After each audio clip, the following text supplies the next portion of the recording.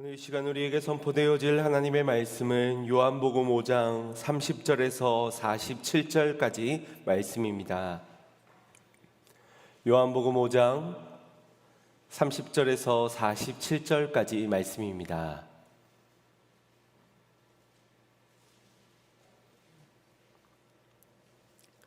요한복음 5장 30절에서 47절까지 말씀 제가 봉독해 올리겠습니다.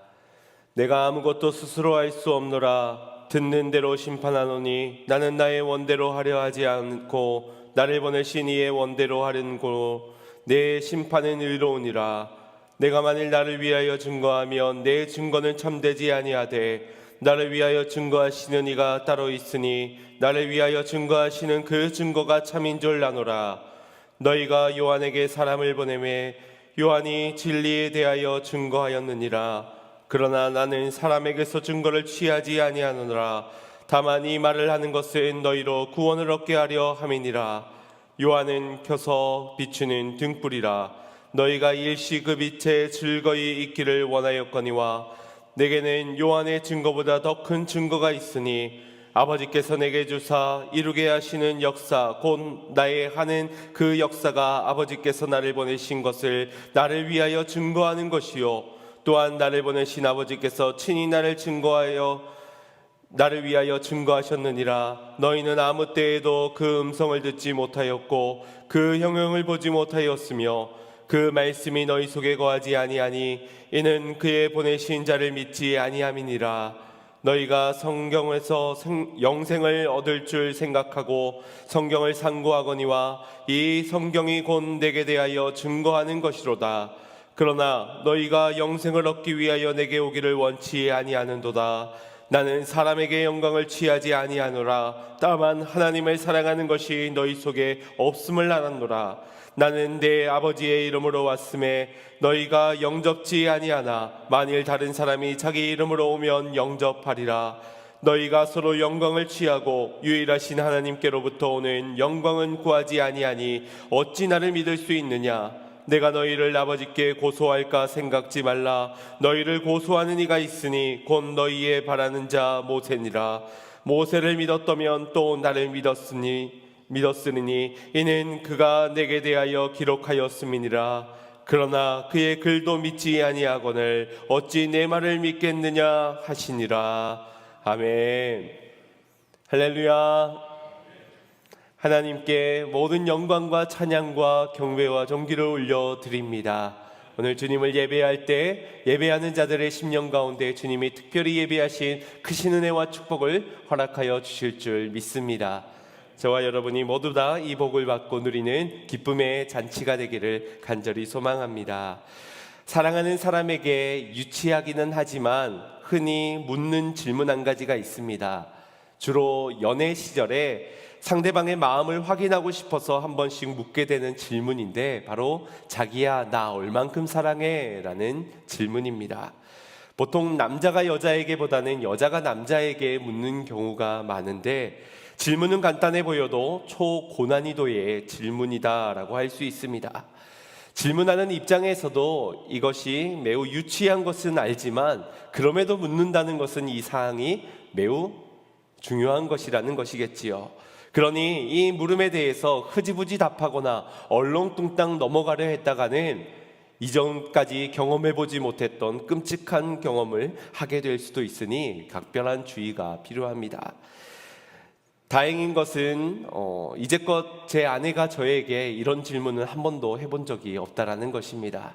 표현이 서투른 저에게는 굉장히 난해한 질문인데 다행히 이런 질문을 하지는 않았습니다. 그래서 제가 지난 주중에 큰맘 먹고 제가 아내에게 물었습니다. 여보, 나 얼마나 사랑해? 라고. 아내가 깜짝 놀란 표정으로, 심각한 표정으로 저를 쳐다보더라고요. 그 눈빛만 봐도 이미 모든 걸 알 수가 있었습니다. 10년 동안 단 한 번도 하지 않았던 말, 하지 않았던 행동일 이 사람이 코로나에 확진되더니 정신건강이 이상한가, 미친 거 아닌가, 그런 마음에서 제 정신건강이 걱정이 되었을 것입니다. 그러면서 제게는 이런 질문은 아무나 하는 것이 아니구나를 깨닫게 되었습니다. 많은 남자가 이 질문에 대해서 답변을 이렇게 많이 한다고 합니다. 하늘만큼 땅만큼 사랑해 라고 말입니다. 남자가 할 수 있는 최고의 표현 아니겠습니까? 하늘만큼 땅만큼, 좀 더 표현하면 우주만큼을 더하기까지 합니다. 이것이 아니면 꼭 말로 해야 알아? 내 속을 보여줄 수도 없고 라고 대답을 하곤 합니다. 허세를 부리면서까지 이 위기 상황을 대처해내고자 넘어가고자 하는 남자의 절박한 심정이 느껴지는 답변입니다. 하지만 아무리 이 대답하는 사람이 자신의 진솔한 마음으로 자신의 크고 넓은 마음을 최대한으로 표현한다 하더라도 듣는 입장에서 그 대답이 만족스럽지 못하다면 그건 아무 소용이 없는 답변이 되고 맙니다. 여러분, 가장 모범적인 답이 무엇인지 아십니까? 자기 나 얼만큼 사랑해? 여기에 대한 질문에서 가장 최고의 모범 답은 내가 더 잘할게, 네가 그런 질문하게 해서 미안해 라는 것이 최고의 답변이라고 합니다. 우리 남성분들은 의아해 하시는 표정이신데 우리 남자의 사고로는 도저히 범접할 수 없는 그런 답변이지 않을까 싶습니다. 어쩌면 이 얼마나 나를 사랑해 라는 이 질문은 인간의 기본적인 기초적인 본능 때문이라고 할 수 있습니다. 내가 사랑받는 존재인지를 확인하고 싶은, 그래서 나도 사랑받고 싶다라는 한 표현인 것이지요. 그래서 이런 마음이 어린아이에게서부터도 잘 드러납니다. 부모님에게 묻습니다. 형이 좋아? 내가 좋아? 오빠가 좋아? 내가 좋아? 이렇게 묻곤 하고, 또 친구 사이에도 제가 좋아? 내가 좋아? 쟤야 나야? 이렇게 확인을 받으려 합니다.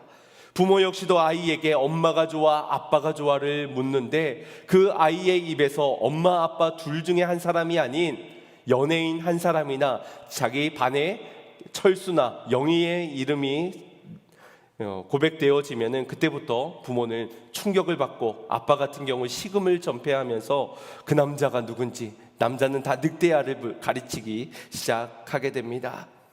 질문을 꼭 하지 않더라도 나를 얼만큼 사랑하는지 그의 행동이나 고백을 통해서 확인을 받고 싶어 합니다. 이것은 인간의 본능이며 그만큼 사랑이 우리의 인생에, 인간의 행복에 밀접한 관계가 있다는 것을 우리가 알 수 있는 대목입니다.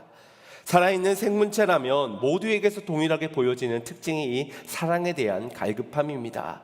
식물조차도 사람이 그 식물에 대해서 사랑의 언어를 고백하게 되면, 혹은 반대로 욕을 하거나 사랑을 주지 않는 말을 하게 되면 그 식물의 모습조차도 달라지고 열매가 달라지는 것도 여러분도 아마 시험 결과들로 보셨을 것입니다. 여기서 우리가 기억해야 할 것은 우리가 사랑받기를 원하는 것 이상으로 우리 하나님께서 우리를 사랑해 주셨다는 것입니다. 그리고 여기에서 우리가 생각해 보아야 하는 한 가지는, 우리가 사랑하는 만큼, 사랑하길 원하는 만큼 하나님 역시도 우리에게서 사랑을 확인받고 싶어 한다라는 사실입니다. 무언가를 믿는다는 것은 그것을 의지할 뿐만 아니라 그것을 지켜주고 싶고 보호해주고 싶고 그것으로 기뻐하고 자랑하고 싶은 것입니다. 그래서 믿는다는 것, 곧 사랑한다는 것을 반증하는 것입니다. 그래서 믿음 안에는 사랑이 있고 사랑하기 때문에 믿는 것이다. 이것이 지난주에 한 말씀이었지요. 하나님이 우리를 사랑하기로 작정하셨기 때문에 우리를 믿으시고, 믿기 때문에 우리에게 하나님의 일을 맡기셨습니다. 그렇다면 우리가 하나님을 믿는다면 마찬가지로 사랑함으로 맡겨진 모든 것들을 감당할 수 있어야 할 것입니다. 그러나 반대로 맡겨진 것들을 감당하고 있지 않다면 그건 사랑하지 않는다는 것이고 믿지 못하고 있다는 것을 말씀해 주는 것일 겁니다. 인간은 하나님께 사랑을 원합니다. 주님 사랑해 주세요. 나도 사랑해 주세요. 그러면 내가 믿겠습니다. 요구합니다. 건강을 회복해 주시면, 질병을 고쳐 주시면 내가 믿겠습니다. 사업을 성공하게 해주시면 믿겠습니다. 이번 위기만 극복해낼 수 있도록 내게 사랑을 좀 주신다면 내가 그때는 꼭 믿도록 하겠습니다. 이미 더 큰 사랑을 받았음에도 믿지 않았던 그들이 원하는 자신의 사랑을 받은들 믿겠습니까? 잠깐 믿는 척 할 수는 있겠지만 그 믿음은 영생을 주는 믿음이라고 할 수 없을 것입니다. 바리새인이나 서기관들을 보면 하나님의 말씀인 율법을 사랑하고 그 율법을 지키는 것처럼 보여지지만 자기 의를 드러내기 위해, 뽐내기 위해, 사랑받기 위해서, 복을 얻기 위해서 믿는 척을 한 것이지, 드러나지 않을 때, 복을 얻지 못할 때, 손해볼 것 같을 때는 말씀을 믿지 않았습니다. 그것이 표적만을 따르던 유대인들의 모습이었던 것입니다. 그 결과가 말씀이 육신되어 오신 예수님을 사랑하지 아니하고 공경하지 아니하고 믿지 않았던 것입니다. 이는 하나님의 사랑을 세속적인 축복으로만 여기고 이 채워지지 않는 인간의 욕망 가운데 그런 사랑으로만 채우려고 하니 결코 하나님을 참되게 사랑할 수도 믿을 수도 없었던 것입니다. 우리는 오늘 말씀을 통하여서 우리 안에 과연 하나님의 사랑이 거하는가를 함께 점검해 보기를 원합니다. 과연 내가 하나님의 사랑함으로 예배하고 하나님을 사랑하기 때문에 말씀을 믿고 있는 것인지를 점검해 보면서 주를 사랑함이 어떻게 표현되어져야 하는지를 깨달으며 은혜를 나누고자 합니다. 먼저 30절 말씀 합독해 보겠습니다. 시작. 내가 아무것도 스스로 할 수 없노라. 듣는 대로 심판하노니 나는 나의 원대로 하려 하지 않고 나를 보내신 이의 원대로 하려는 거로 내 심판은 의로우니라. 아멘. 심판은 내가 하는 것이 아니라 나를 보내신 하나님의 뜻대로 하는 것이다. 여기에서의 심판은 죽이고 멸망케 하는 심판도 있지만 또한 구하고 건져내시고 상급과 칭찬을 주시는 심판도 함께 포함되어진 언어입니다. 지난 38년 된 병자가 자신의 죄로 인하여서 질병을 얻었다고 하였습니다. 그런데 그런 그에게 지금 예수님께서 찾아가 주셔 만나 주시고 말씀을 주시면서 그를 고쳐주셨고 그에게 더 이상 심한 것이 생기지 않도록 죄 짓지 말라 말씀을 주시며 진정한 회복의 자리로 그를 초청하여 주셨습니다. 이것이 바로 구하고 건져내시는 심판을 주고 계시는 겁니다. 그리고 그 심판은 내 뜻이 아니라 하나님의 뜻이었다. 아버지가 원하는 그날에 안식일이지요. 그날에 이 불순종의 세월을 산 38년 된 병자된 그를 고쳐 주시라 하신 것, 그것은 하나님의 뜻이었고 나는 그대로 행한 것이다. 나는 아버지가 행하니 나도 행하고 보여주시고 들려주시는 대로 행할 뿐이다. 그래서 나의 심판은 어떤 심판이다? 의로운 심판이다 말씀하시는 겁니다. 무엇이 의로운 것인지를 우리가 기억해야 합니다. 내가 볼 때 좋아 보이는 것, 선해 보이는 것, 내가 생각해 볼 때 아니면 결과적으로 내게 유익하고 좋아 보이는 그것이 의로운 것이 아니라 하나님이 하시는 모든 것이 의로운 것인 겁니다. 그러니 이 땅의 모든 것은 지금 하나님의 의가 성취되어지고 있음을 믿으시길 바랍니다.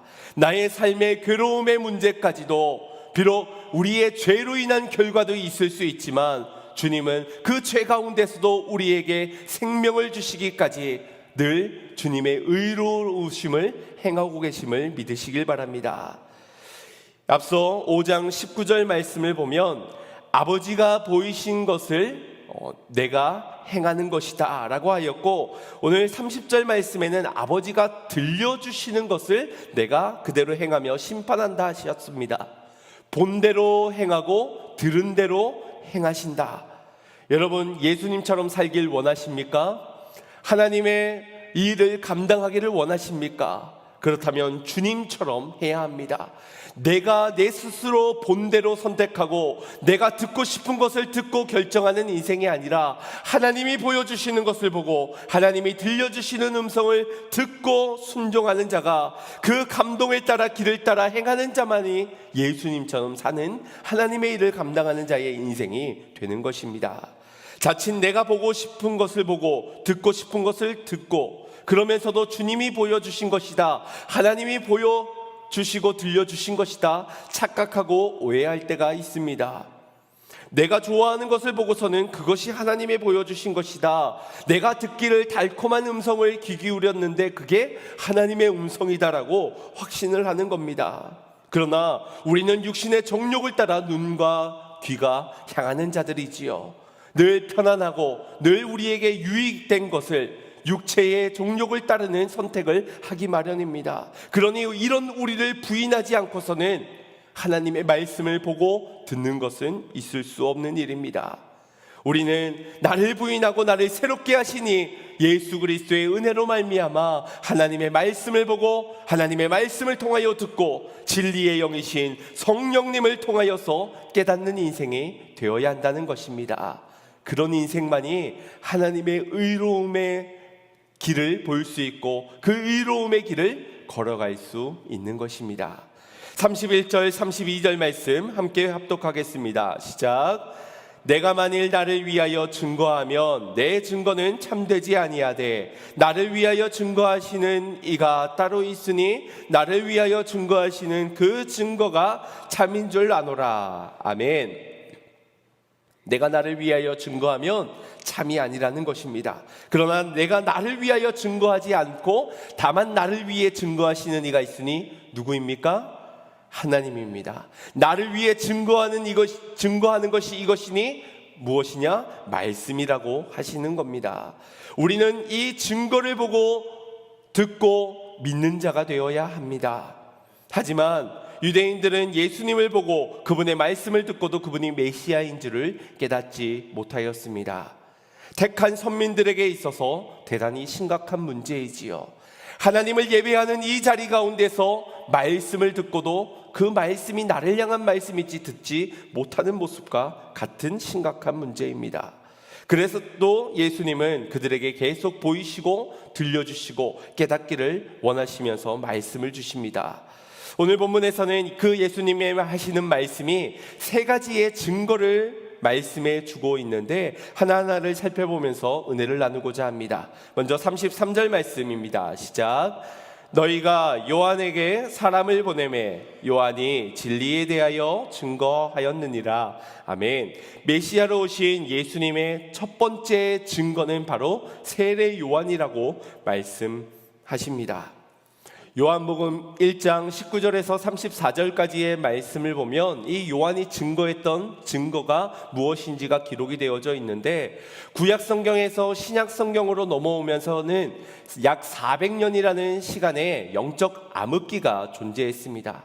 그때에는 어떠한 사람도 하나님의 빛대신 말씀을 증거하지 않았고 증거되는 말씀을 듣지도 못하는 그런 영적 암흑기였습니다.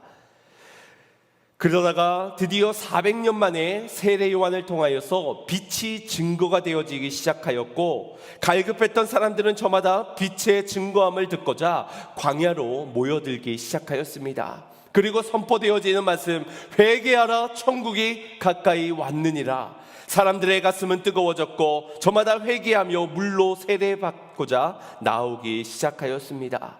그리고 이것을 시샘하였던 유대인들은 제사장들과 레위인들을 그에게 보내어 묻도록 하였습니다. 내가 누구냐? 메시아냐? 메시아기 때문에 이런 일을 행하는 것이냐를 묻게 한 것입니다. 그때 그들의 질문에 요한이 증거하기를 나는 그리스도도 아니고 선지자도 아니고 엘리야도 아니다. 나는 주의 길을 곧게 하라고 광야에 외치는 자의 소리이다 라고 말하면서 내 뒤에 오실 분이 메시아다라고 증거하였습니다. 그러면서 요한복음 1장 33절에서 34절 말씀에 그가 이렇게 말을 한 것입니다. 요한도 메시아가 누군지는 알지 못했지만 내게 물로 세례를 주라 하시니 곧 하나님이시지요. 그분께서 내게 말씀하시되 나중에 성령이 내려서 누군가의 위에 거하는 것을 보거든 그가 성령으로 세례를 베풀 하나님의 아들이다. 이것을 알라라고 하셨고 그게 바로 예수님임을 보게 하셨고 듣게 하신 것입니다. 그래서 내가 예수님을 증거한다 라고 하였습니다. 여기 33절 말씀에 나에게 말씀하시되, 그리고 34절 말씀에 내가 보고, 세례 요한이 보고 하나님의 말씀을 내가 듣고 그 말씀하신 것이 이루어진 것을 세례 요한이 보고 증거하노라. 목격자의 자격 요건이 무엇이라 하였습니까? 보고 듣는 것이라고 하였지요.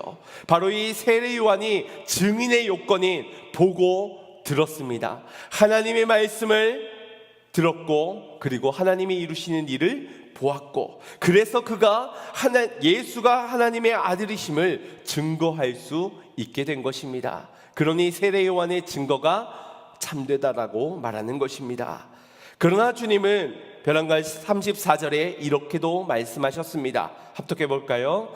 그러나 나는 사람에게서 증거를 취하지 아니하노라. 다만 이 말을 하는 것은 너희로 구원을 얻게 하려 함이니라. 아멘. 요한이 듣고 보고 전하는 증거는 참된 것이지만 나는 사람에게서 증거를 취하지 아니한다. 왜입니까?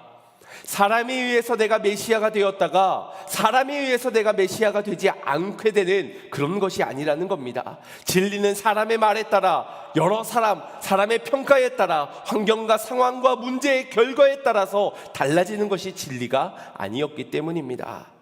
마태복음 16장을 보면 예수님께서 제자들에게 물으십니다. 사람들이 나를 누구라 하느냐? 사실 사람들의 말이나 제자들의 평가는 예수님이 메시아 되심에 크게 중요한 것이 아니었습니다. 그럼에도 물었고 제자들은 이렇게 답변하였습니다. 더러는 세례 요한, 더러는 엘리야, 더러는 예레미야나 선지자 중 하나라 하더이다 라고 답하였습니다. 그리고 주님은 너희는 나를 누구라 하느냐 물으셨을 때에 베드로가 이와 같이 고백하였습니다. 함께 고백해 볼까요? 주는 그리스도시요 살아계신 하나님의 아들이십니다. 이와 같은 고백을 드렸을 때 이것이 중요한 것은 아니었지만 주님은 그에게 복되다라고 말씀하셨습니다. 왜입니까? 그 고백이 귀하기 때문에, 남들은 하지 못했던 고백을 베드로가 했기 때문에, 물론 그럴 수도 있지만 이를 알게 하신 이가 누구기 때문에? 혈육이 아니라 하늘에 계신 아버지가 알게 하신 것이기 때문에, 그래서 그 고백이 복되다 하신 것입니다. 하나님의 말씀이, 하나님이 전파되어지는 그 진리가 증거되어지니 그 증거에 따라 주님이 오셨고 그 증거에 따라 주님이 심판을 행하시는 메시아가 되신 겁니다. 그러니 세례 요한의 증거에 의해, 베드로의 고백에 의해서 결정되어지는 문제는 아닌 겁니다. 마찬가지로 전 세계에서 지금 25억 명의 사람들이 하나님과 예수님을 믿고 있다고 하지요. 그러나 그것 때문이 아닙니다.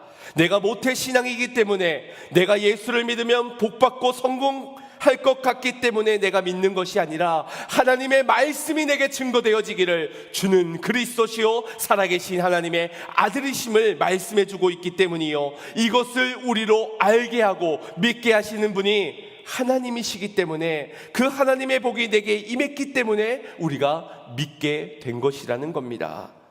그럼에도 요한을 통해, 제자들을 통해서 이와 같이 증거하고 계신 이유가 무엇이란 말입니까? 바로 너희로 구원을 얻게 하려 함이니라. 아멘. 나는 사람의 증거를 취하지 않는다. 그럼에도 너희로 구원을 얻게 하려 함이니라. 사랑하기 때문에, 우리를 사랑하기 때문에. 말씀만으로도 충분하지만 지금도 여러 증거들을 우리에게 보이시면서 믿음으로 영생을 얻으라고, 알게 하는 것을 믿으라고, 하나님의 사랑을 깨달으라고 우리에게 증거해 보이고 계신 것입니다. 특별히 첫 번째 증거인 요한을 말씀하시면서 35절에 보시면은 요한은 켜서 비추는 등불이라 하였습니다. 너희는 일시 그 빛에 즐거이 있기를 원하였거니와. 요한을 등불이라고 말씀하고 계시는데 이것은 시편 132편 17절 말씀을 인용한 말씀입니다. 우리 그 말씀 함께 합독해 보겠습니다. 시작. 내가 거기서 다윗에게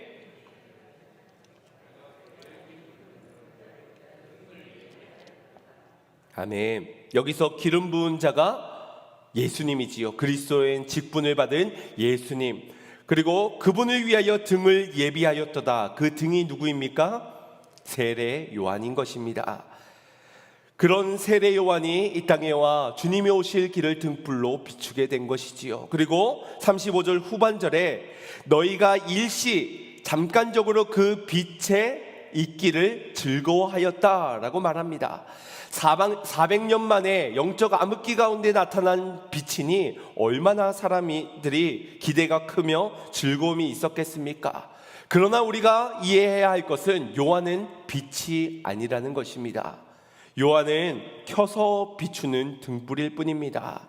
물론 등불만으로도 어둠을 환하게 밝힐 수 있고 또 빛 가운데로 인도받을 수 있지만 그 등불은 끄면 꺼지는 것이 등불인 겁니다. 등불의 사명은 그저 빛으로 인도하는 것뿐입니다. 그러니 아무리 등불의 사명이 귀하고 그 길을, 진리의 길을 전하는 자가 위대해 보인다고 한들 등불을 통해서 빛을 발견해야지, 그리고 빛을 향해 나아가야지, 등불이 빛인 줄을 착각하고 등불이 가라 하면 가고 멈춰서라 하면 멈춰서고 바치라 하면 바치는 자칭 그리스도인, 자칭 보혜사라고 하는 사람들의 말에 현혹되어서는 안 되는 것입니다. 우리가 보고 듣는 것을 구별할 수 있어야 한다는 겁니다. 무엇이 의인지, 기적 속에서도 무엇이 주님의 행하시는 의인지를 구별할 수 있어야 하는 겁니다. 과천에도 있는 빛, 안산에도 있는 빛, 우리나라에만 50개의 빛이 있다는 그 가짜 빛들을 추종하는 인생들이 아니라 진정한 빛, 하나님께서 증거해 보이시는 이 빛 대신 말씀만을 따라갈 수 있는 저와 여러분이 되어야 할 줄 믿습니다. 더 나아가서 마태복음 5장 14절 말씀에 보면은 너희는 세상의 빛이라 라고 말씀하셨습니다. 우리가 빛이라. 그렇다고 해서 우리가 예수님이 되었다, 예수님 같은 존재가 되었다는 것은 아닙니다. 우리 안에 빛 대신 예수 그리스도께서 계시기 때문에 그 빛을 드러내는 삶을 살아가야 한다라고 말씀하는 겁니다. 그래서 세례 요한의 사명과 우리의 사명은 다른 겁니다. 세례 요한의 사명은 무엇입니까? 오실 메시아의 길을 예비하면서 밝히는 등불의 사명이었지요. 그러나 우리는 오신 예수님을 영접함으로 빛 대신 주님의 말씀이 우리 안에 계심으로 이제 그 빛을 우리의 삶을 통해, 생활을 통해 드러내 보이는 것이 우리들의 사명인 것입니다. 그러니 우리가 전하는 말에 있어서는 교회 한번 와보세요, 교회 와서 말씀 들어보세요, 저기 계신 예수님 만나세요, 그것이 아니라 내 안에 계신 주님을 드러내 보이는 삶을 통하여서 전하는 사명자가 되어야 하는 것입니다.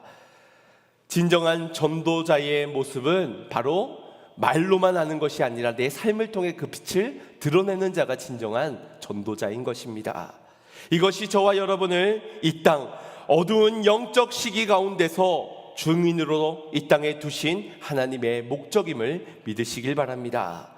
이어서 36절 말씀에 주님은 두 번째의 증거를 말씀해 주십니다. 합독해 보겠습니다. 시작.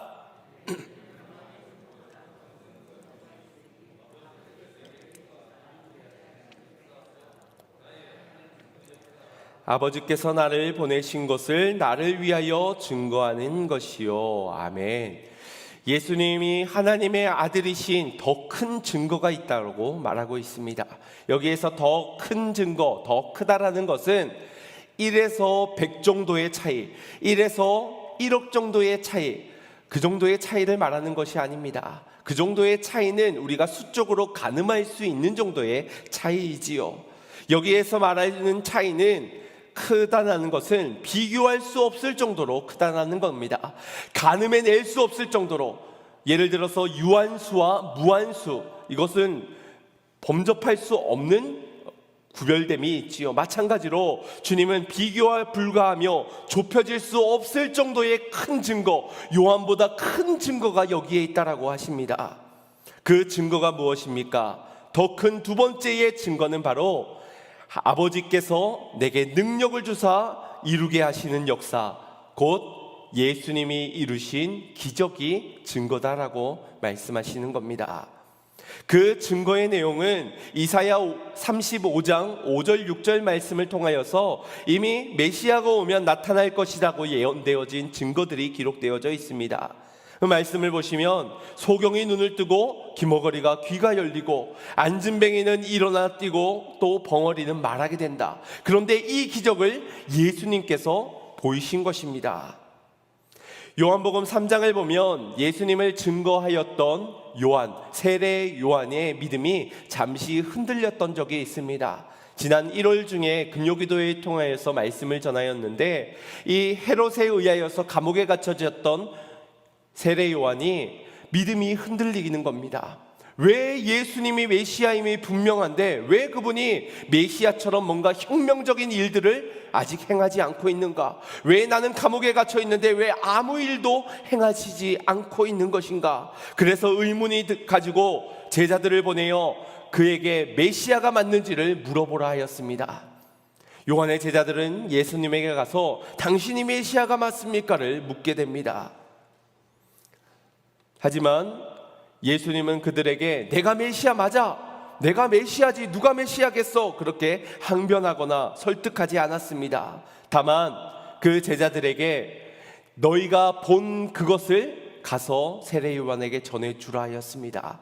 그 본 것이 무엇이냐? 바로 벙어리가 말을 하게 되고 안진뱅이가 일어나게 되고, 그런 메시아가 오면 나타날 것이라고 증거되어졌던 그 기적이 일어난 것을 보게 된 것을 가서 전하라고 한 것입니다.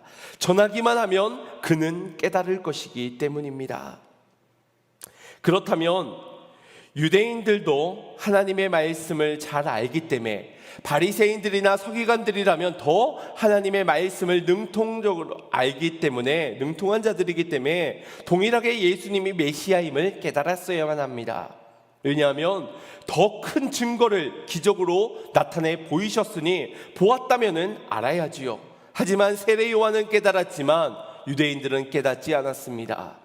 세례 요한은 확신했지만 바리새인들이나 서기관들은 불신하였습니다. 왜입니까? 왜일까? 그 이유를 37절에 주님은 이렇게 말씀하십니다. 합독하겠습니다. 또한 나를 보내신 아버지께서 친히 나를 위하여 증거하셨느니라. 너희는 아무 때에도 그 음성을 듣지 못하였고 그 형용을 보지 못하였으며 그 말씀이 너희 속에 거하지 아니하니 이는 그의 보내신 자를 믿지 아니함이니라. 아멘. 유대인들이 불신한 이유가 무엇입니까? 37절에 아무 때에도 그 음성을 듣지 못하였고 그 형용을 보지 못하였다. 이제껏 수많은 하나님의 말씀들을 보고 듣고 연구해 오던, 지켜오던 그런 그들이 정작 음성을 듣지 못하였고 형용을 보지 못하였다. 보지 못했고 듣지 못했다 말씀하십니다. 그러니 38절에 너희 속에 말씀이 거하지 아니하는 것이다 지적하신 겁니다. 이것은 말씀의 진리 대신 하나님을 인격적으로 그들이 만나지 못했다는 것을 말씀하는 것이요, 믿지 못하였다는 것입니다. 하나님이 나를 친히 증거하셨다. 하나님이 나를 친히 증거하셨다. 이것이 바로 예수님의 마지막 세 번째의 증거 말씀이었습니다. 친히 하나님이 나를 증거하셨다. 첫 번째는 세례 요한, 두 번째는 기적. 그러나 이 모든 증거보다 더 분명한 것은 하나님이 나를 증거하셨다. 세례 요한에게 예수님께서 물로 세례를 받으실 때에 하늘로부터 음성이 내려왔지요. 이는 내 사랑하는 아들이요 내 기뻐하는 자다. 이것이 말씀이었습니다. 하나님이 친히 보인 증거입니다. 그러나 그 자리에 있는 사람들에게만 듣게 되어진 증거입니다. 그러나 이미 주님은, 이니 하나님께서는 구약의 모든 말씀들을 통하여 예수님 한 분을 증거하셨고 이 모든 것들이 하나님이 친히 보이신 증거입니다. 무슨 증거가 더 필요하단 말입니까? 무슨 더 대단한 증거가 필요하겠습니까? 오랜 시간 동안 여러 사람을 통해 오직 한 분, 너희를 구원할, 우리를 구원할 메시아 대신 예수님을 증거해 주셨는데 그럼에도 듣지 못하고 그럼에도 보지 못하고 믿지 못하니 이 메시아를 영접지도 못한 것입니다. 39절 40절 말씀을 보면 너희는 영생을 얻기 위해 성경을 보지만 그 성경이 예수님을 증거하고 있음에도 너희가 성경을 통하여서 하나님의 아들 되신 예수님을 보지도 듣지도 못하는구나 라고 말씀하십니다. 아무리 너희가 교회를 열심히 다니고 말씀을 수십 년 동안 수천 번을 들었다 하더라도 하나님의 말씀을 믿지 아니하면 소용없다는 겁니다. 예수 그리스도를 영접함으로 말씀을 내 안에 거함으로 그 말씀을 지켜 행하지 않는다면 소용이 없다는 것. 주님은 우리를 사랑하셨습니다. 그래서 말씀을 주셨고 기이한 일들을 보이셨고 기적을 베풀어 주셨고 심지어 하나님이신 예수님이 이 땅 가운데 육신의 몸을 입고 낮은 몸으로 오셨음에도 불구하고 우리가 빛을 보지 못한다면 영생을 얻을 수 없다라는 것입니다. 41절 말씀에 나는 사람에게 영광을 취하지 아니하노라. 너희가 나를 보아도 보지 못하고 들어도 듣는 척하지 못하는구나. 화가 나고 속상하고 삐져서 내가 너희한테는 영광 안 받을래 하시는 것이 아닙니다. 주님은 사람의 영광이 필요한 존재는 아닙니다. 이미 모든 만물을 창조하시면서 모든 영광의 주인이 되셨습니다. 그러니 우리 사람이 영광을 돌리고 안 돌리고에 따라서 영광의 주님이 됐다가 영광의 주님이 안 됐다가 하는 존재는 아니라는 겁니다. 그럼에도 불구하고 이와 같이 증거하시고 있는 이유가 무엇이냐? 사랑하기 때문이라는 겁니다. 결국 우리의 한 영혼이라도 영생을 주고자 복 주셔 하나님이 이 땅 가운데 육신의 몸을 입고 오시어 우리의 모든 죄를 해결하여 주셨다는 그 복음을 깨닫게 하기 위해, 그 복을 믿게 하기 위하여서 말씀해 주고 계신다는 겁니다. 이토록 사랑을 주시는 주님은 아셨습니다. 저들이 내 사랑을 받았지만 영광을 돌리고 있지 않구나. 내가 사랑해 주었지만 잠깐 믿는 척 하였지만 그것은 진짜 믿는 것이 아니었구나.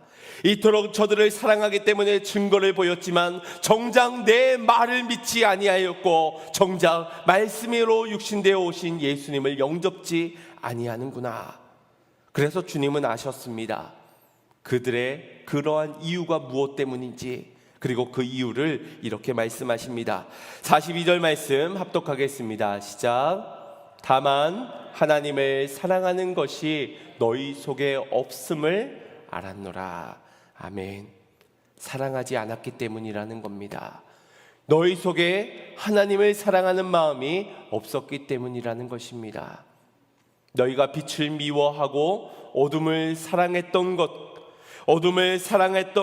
것은 죄를 지었기 때문이고, 죄를 지어도 회개함으로 영생으로 나오지 못한 그 모든 영혼은 결국 너희가 하나님을 사랑하지 않았기 때문이라는 것입니다. 너희에게 안 보여줘서, 너한테만 안 들려줘서, 너한테는 기이한 일들을 체험치 못하게 하였고 너는 기적을 경험하지 못하도록 너에게는 단절시켰기 때문이 아니라는 겁니다.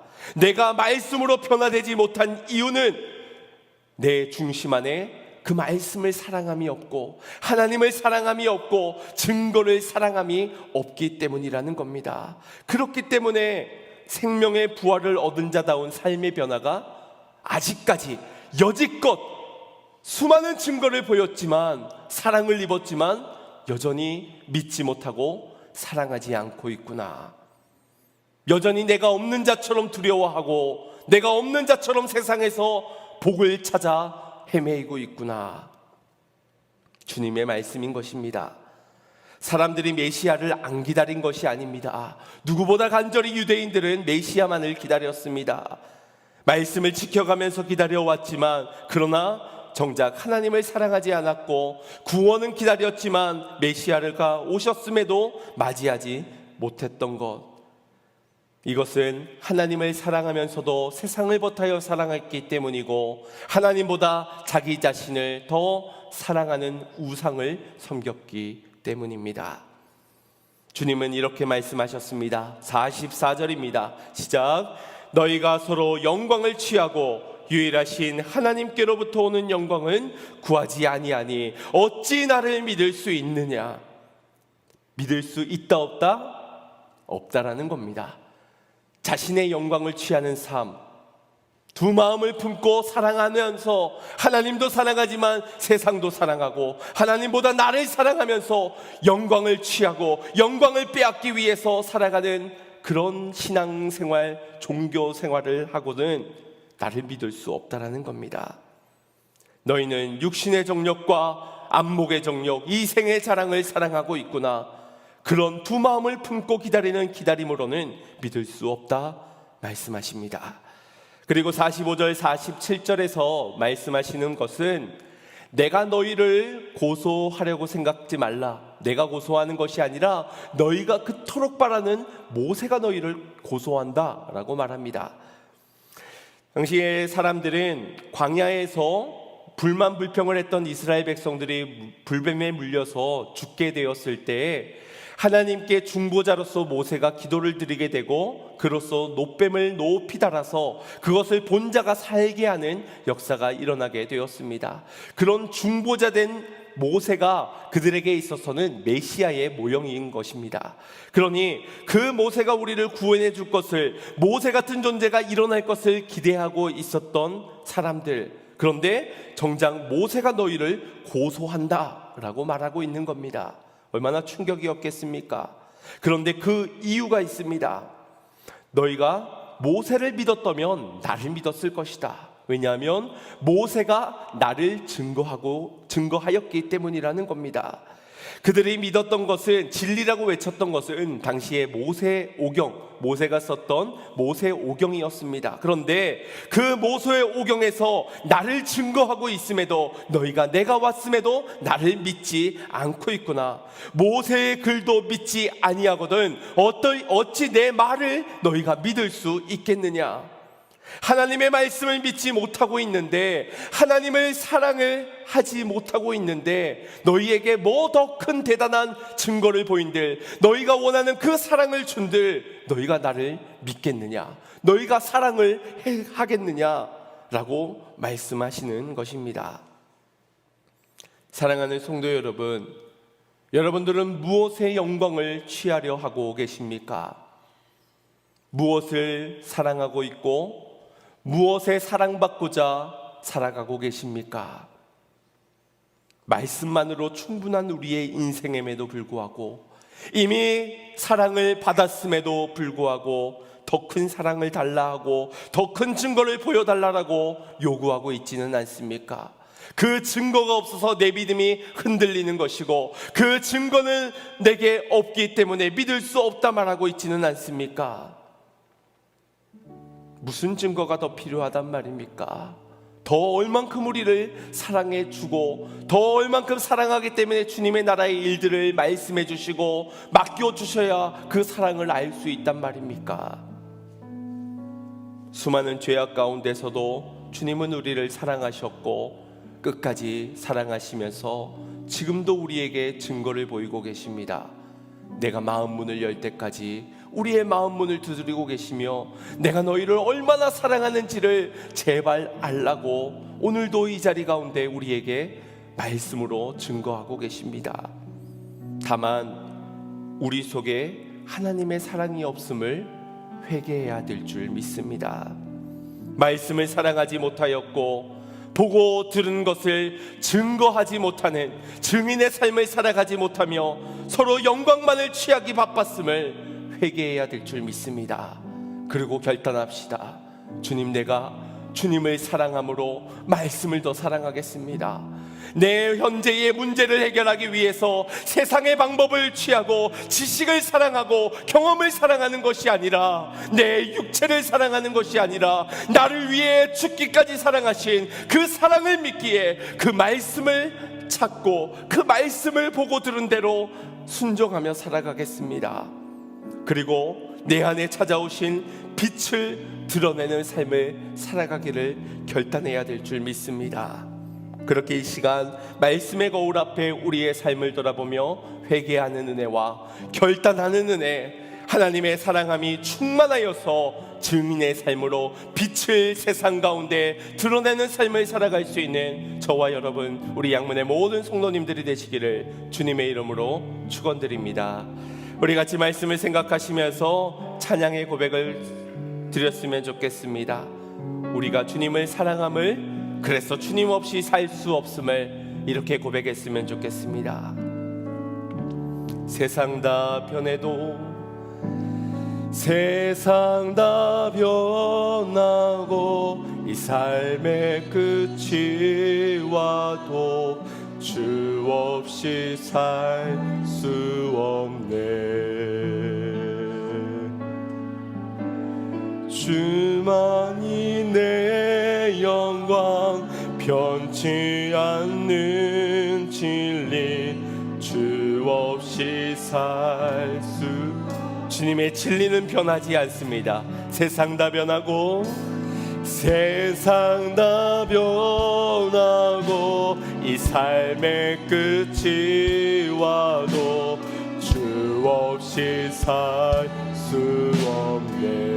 주만이 내 영광, 주만이 내 영광, 변치 않는 진리 주 없이 살 수 없네. 주님, 이것이 나의 고백입니다. 내 주 없이, 내 주 없이 살 수 없네. 내 주 없이 살 수 없네.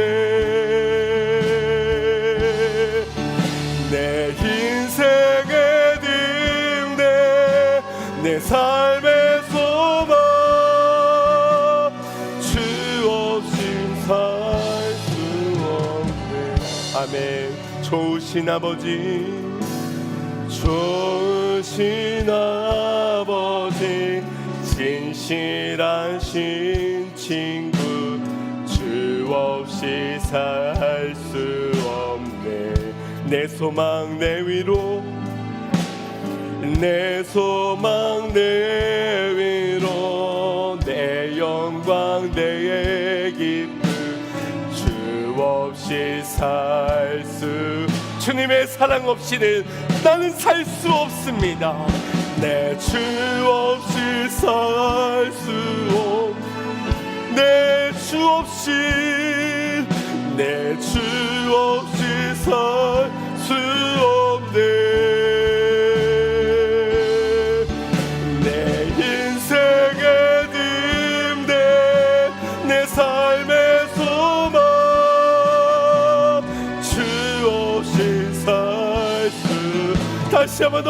내 주 없이, 내 주 없이 살 수 없네. 내 주 없이 살 수 없네. 내 인생의 등대, 내 삶의 소망, 내 주 없이 살 수. 고백합니다. 주님 사랑해요. 주님 사랑해요. 온 마음과 정성 다해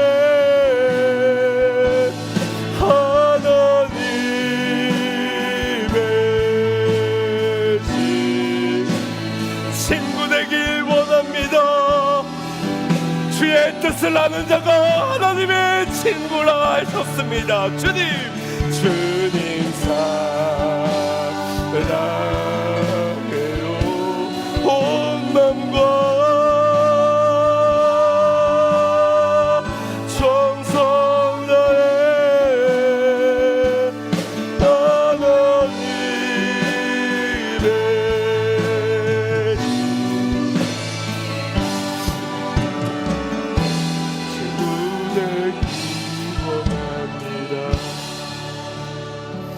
우리 시간 결단의 기도를 드리기를 원합니다.